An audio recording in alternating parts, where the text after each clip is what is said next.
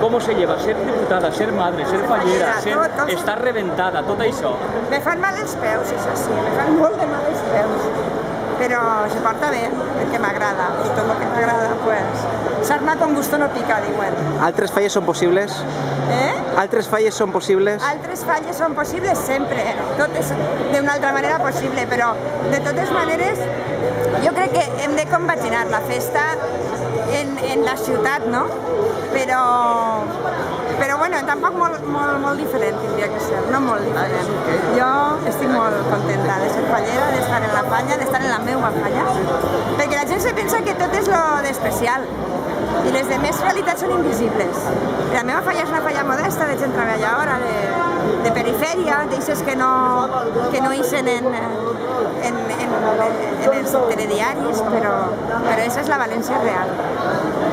Així és que altres falles són possibles? Sí, però sobretot traure de la invisibilitat la gran festa que és València en falles.